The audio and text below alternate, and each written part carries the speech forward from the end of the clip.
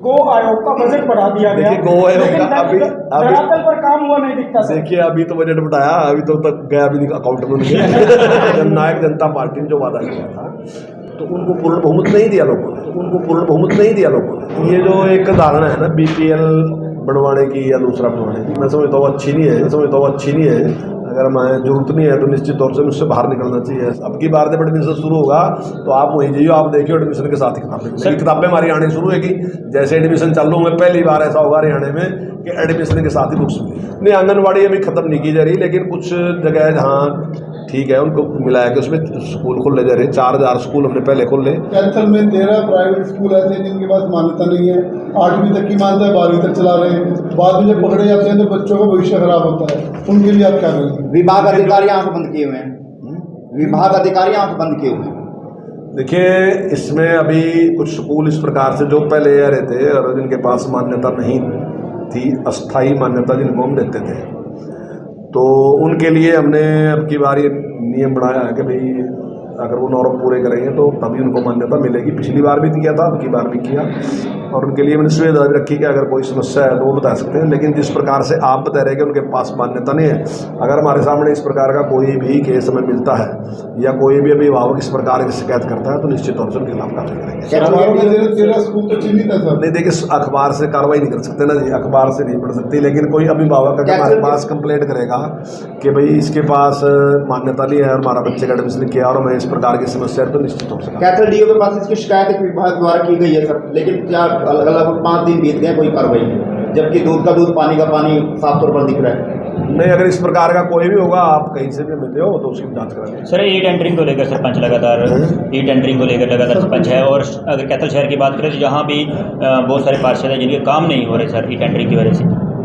देखिए, e tendering का कोई नुकसान नहीं है। अभी मैंने अपने यहाँ भी प्रोग्राम किया था और सभी सरपंचों से पूछा था, मैंने सारी बात रखने के बाद तो मेरे पास कोई कंप्लेंट नहीं आई। लेकिन मुझे लगता है कि कई बार जिस प्रकार आंदोलन के लिए एक विचार बढ़ जाता है तो वो लोग करते रहते हैं। सर, आप सब पत्रकार हैं और आप भी बताओगे ई टेंडरिंग से क्या नुकसान है। मैं समझता हूँ ई टेंडरिंग से सरपंचों को लाभ होगा। सर, 40% माइनस ठेकेदार जो है भर रहे हैं, उसके बाद काम नहीं करने आते, शिकायतें नहीं। देखिए, अगर इस प्रकार की तो कुछ घटनाएं हो सकती है, ये विषय पूरे शहर की ये घटनाएं, कैथल का फीडबैक लीजिए सर। आप एक दो की बात करोगे, बोली ई टेंडरिंग की बात आप सरपंचों की करो, वो तो बात समझ में आती है। अगर आप गली की बात करोगे तो उसकी जवाब तो आपको आपका कमिश्नर जो है वही देगा।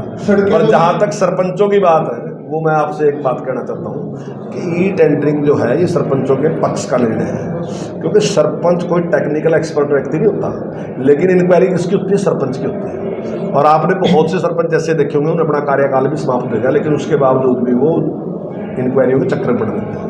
ई टेंडरिंग से क्या होगा कि योजना सरपंच बनाएगा, देख रेख सरपंच कराएगा, सरपंच के ही मार्गदर्शन में काम होगा।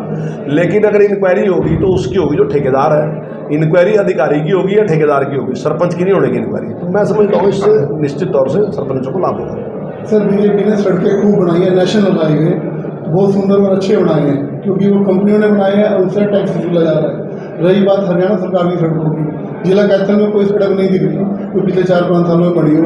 कैथल चीका, कैथल कहीं भी जाना हो सड़क से नहीं जा सकते। देखिए, अभी प्रत्येक विधायक को 25-25 करोड़ रुपए दिए गए और उसमें कोई पार्टी का सवाल भी नहीं है। बिना पार्टी के, चलो यहाँ तो विधायक भी पार्टी के ही है, तो लेकिन बिना पार्टी के अगर कोई हमारा विरोधी भी है उसको 25-25 करोड़ रुपए दिए गए हैं सड़कों की ठीक करने के लिए। और अभी मैं आपको विश्वास देता हूँ कि मार्च के लास्ट तक आप देखोगे, मार्च अप्रैल तक आप देखोगे कि सारी सड़कों की रिपेयर हो जाएगी, कोई किसी प्रकार नहीं। आगे भी मैंने आपको अभी जब मैंने बजट के बारे में बताया 5000 किलोमीटर उसमें मैंने बताया सड़कों को ठीक करने का, और 450 किलोमीटर को चौड़ा करने का दूसरा मैंने बताया कि उसकी व्यवस्था में रखी। शिक्षा सर नया सत्र जो है शुरू होने जा रहा है, स्कूल प्राइवेट स्कूल है वो फीस और एडमिशन फीस को लेकर मनमानी करते हैं, उनके लिए क्या कुछ आगामी कार्रवाई रहने वाली? हर बार देखा जाता है इसमें हमने पहले ही नियम बना रखा है कि 10% से ज़्यादा कोई भी किसी को अधिकार नहीं है। अगर कहीं इस प्रकार की कहीं शिकायत आती है तो आप हमारे पास बताओ, निश्चित तौर से कार्रवाई करेंगे। और वर्दी के बारे में भी हमने एक नियम बना दिया था कि उसको इतने टाइम तक आप चेंज नहीं कर सकते, बार बार ऐसा नहीं हर साल आप वर्दी चेंज करेंगे, तो उसका भी एक नियम बना दिया हमने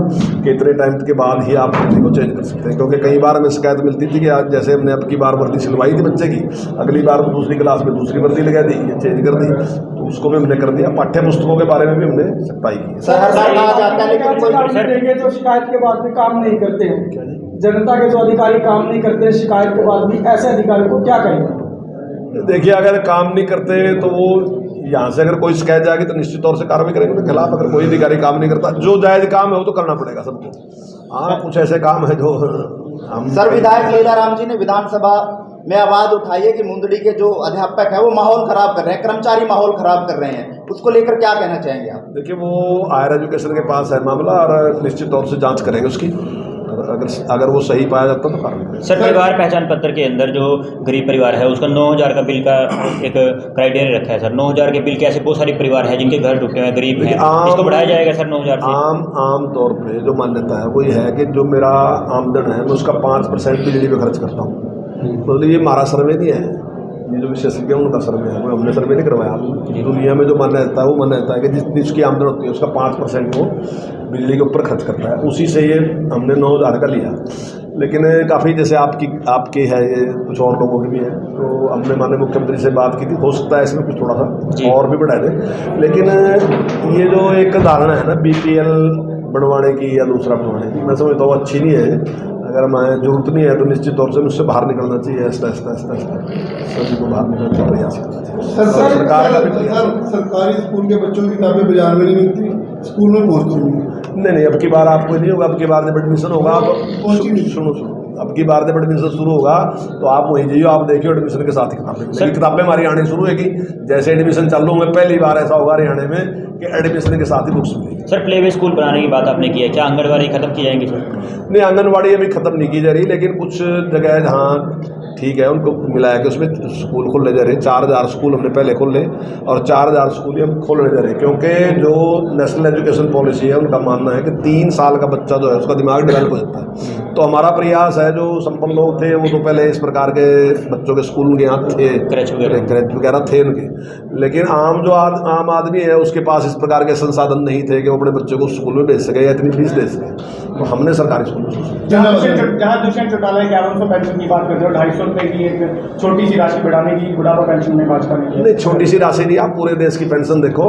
मेरा ख्याल है एक आध 10 स्टेट ही ऐसा होगा जो हमारे से मतलब थोड़े फर्क पे नीचे होगा। मतलब जैसे हम 2,200 देंगे तो वो 2,000 वाले भी कम ही होंगे, और ज़्यादातर तो अभी आपको 700 और 800 वाले मिलेंगे।